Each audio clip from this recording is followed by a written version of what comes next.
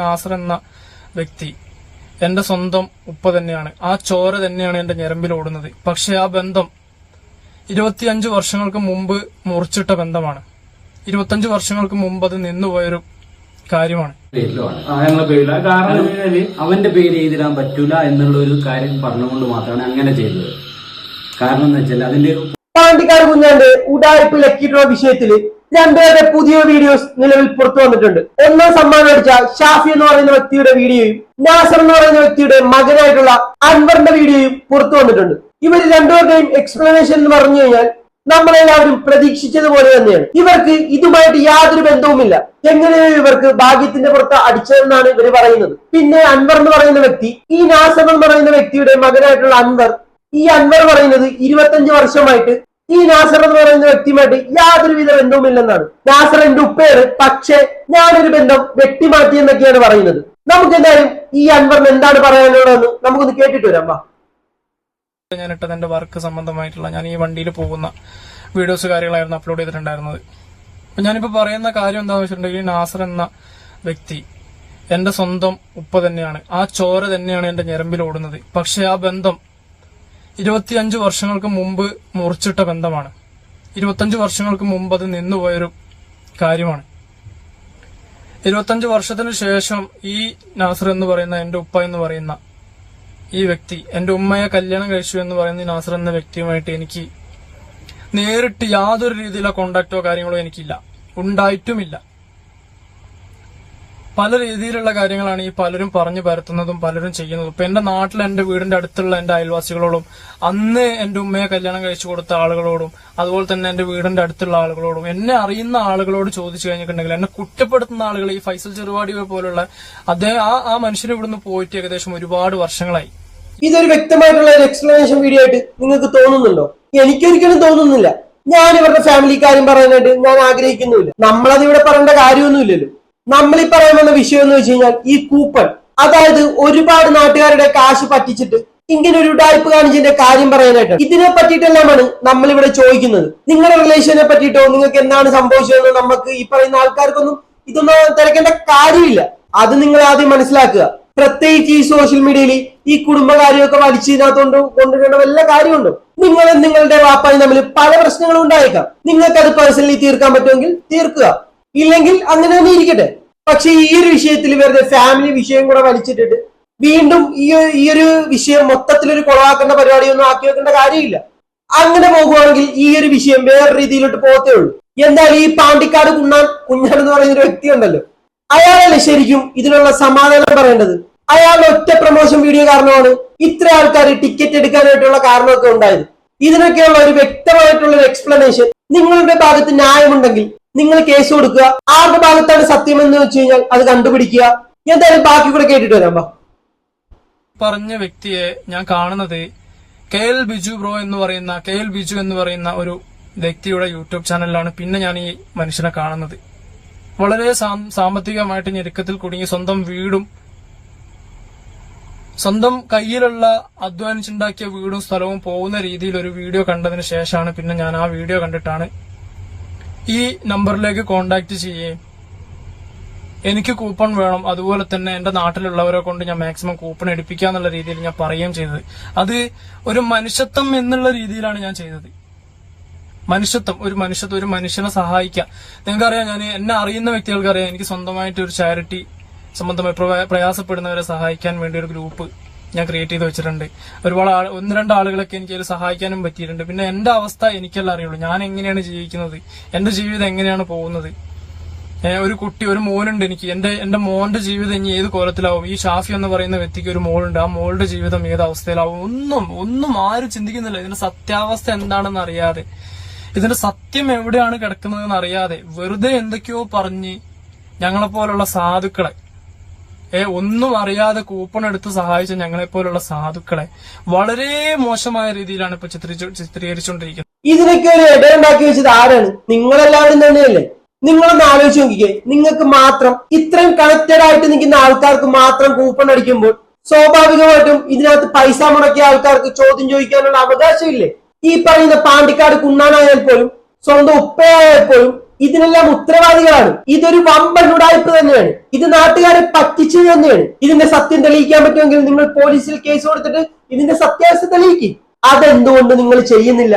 നിങ്ങളുടെ ഭാഗത്ത് ന്യായമുണ്ടെങ്കിൽ ഇപ്പൊ ഇങ്ങനെയൊക്കെ വന്നിട്ട് സെന്റിമെന്റൽ ആയിട്ടുള്ള കാര്യങ്ങൾ പറഞ്ഞിട്ട് അതൊന്നും വർക്കൗട്ട് ആകത്തില്ല മോനെ.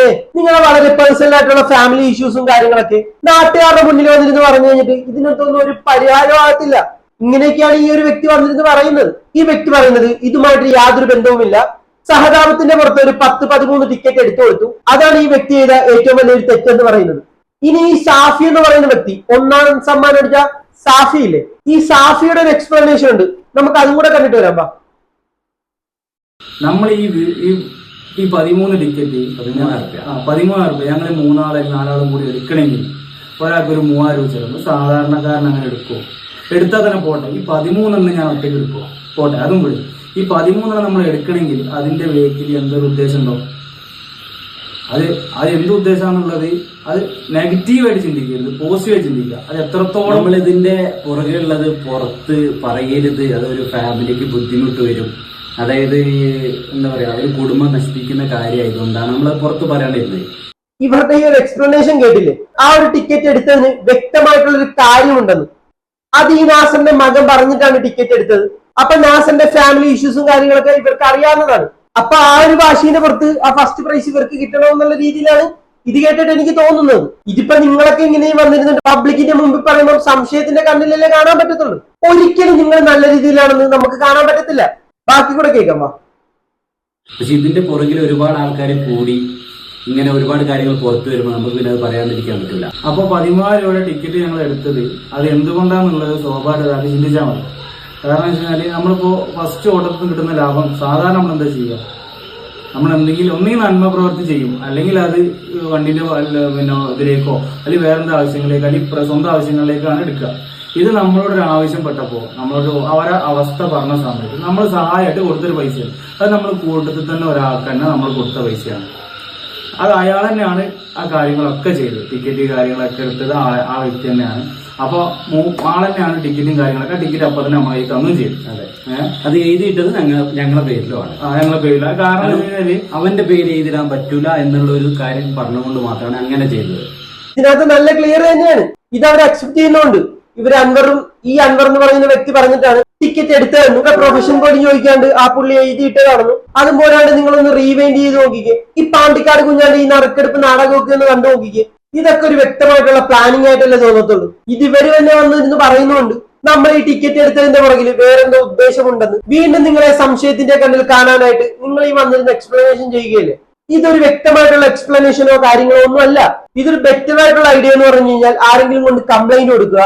ആദ്യം കംപ്ലൈന്റ് കൊടുക്കേണ്ടത് ഈ പാണ്ടിക്കാട് കുണ്ണാണെന്ന് പറയുന്ന വ്യക്തിയുടെ പേരിലാണ്. ഒന്നാമത് ഇങ്ങനെയുള്ള പോക്കൃത്തരങ്ങൾ കാണിക്കുന്നതിന്, ഇങ്ങനെയുള്ള ഉടായ്പ് ഈ നാട്ടുകാരെ സഹായിക്കാൻ വേണ്ടിയിട്ട് കുറെ കൂപ്പണും കാര്യങ്ങളൊക്കെ വെച്ചിട്ട് അങ്ങനെ കുറച്ച് കളിച്ചു നടക്കുന്ന കുറെ ടീമുകൾ. ഇത്ര ആൾക്കാരുടെ പൈസ ഈ പാണ്ടിക്കാട് കുഞ്ഞാണെന്ന് പറയുന്ന വ്യക്തി തിരിച്ചു കൊടുക്കണം. അല്ലെങ്കിൽ ചെയ്യാൻ പറ്റുന്ന ഒരു കാര്യമുണ്ട്, ഈ നറുക്കെടുപ്പ് ഒന്നും കൂടെ നടത്തുക. അങ്ങനെ ചെയ്തു കഴിഞ്ഞിട്ട് ശരിക്കുള്ള വിന്നർ ആരാണ് അവർക്ക് ആ സമ്മാനം അങ്ങോട്ട് കൊടുക്കുക.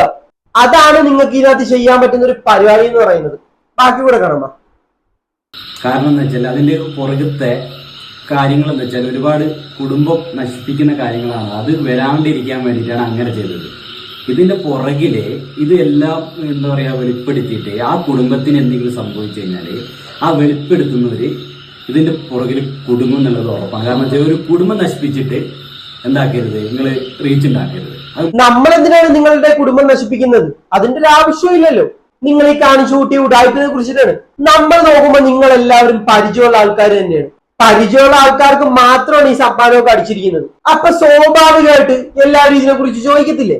ഈ പൈസ മുടക്കിയവർ ചോദിക്കത്തില്ലേ? നമ്മൾ എവിടെയും നിങ്ങളുടെ കുടുംബകാര്യമൊന്നും എടുത്തിട്ടില്ല. നിങ്ങൾ തന്നെയാണ് ഇതൊക്കെ വന്നിരുന്ന് പറയുന്നത്. നിങ്ങൾ പറയുമ്പോഴല്ലേ ഈ കുടുംബ വിഷയത്തെ കുറിച്ച് നമ്മളൊക്കെ അറിയുന്നത്. അല്ലാണ്ട് നമ്മളിത് എവിടുന്ന് അറിയാനാണ്? നിങ്ങളുടെ പേഴ്സണൽ ആയിട്ടുള്ള പ്രശ്നങ്ങൾ നിങ്ങൾ പേഴ്സണൽ ആയിട്ട് തന്നെ വെക്കുക. അല്ലാണ്ട് ഈ സോഷ്യൽ മീഡിയയിലൊക്കെ വന്നിട്ട് പറയുന്നത് ശുദ്ധ തെമ്മാടിത്തരമാണ്. എനിക്ക് അതൊന്നും ചർച്ച ചെയ്യാനുള്ള സമയമില്ല. ഈ സോഷ്യൽ മീഡിയ പ്ലാറ്റ്ഫോം എന്ന് പറയുന്നത് ഈ കുടുംബ ചർച്ച ചെയ്യാനുള്ള ഒരു അയൽക്കൂട്ട പരിപാടിയൊന്നും അല്ല ഇത്. അതാദ്യമേ എല്ലാവരും മനസ്സിലാക്കുക. അതുകൊണ്ട് ഇതുപോലുള്ള ഡയലോഗൊന്നും ഇതിനകത്ത് വന്നിരുന്ന് അടിക്കാണ്ടിരിക്കുന്നതായിരിക്കും മക്കളെ നല്ലത്. നിങ്ങൾ ഇതിനകത്ത് എന്തെങ്കിലും തെറ്റുകളൊക്കെ ചെയ്തിട്ടുണ്ടെങ്കിൽ അതിനുള്ള ശിക്ഷ നിങ്ങൾക്ക് കിട്ടുക തന്നെ ചെയ്യും. അതിനകത്ത് ഒരു സംശയമില്ല. ബാക്കി കൂടെ കാണാം.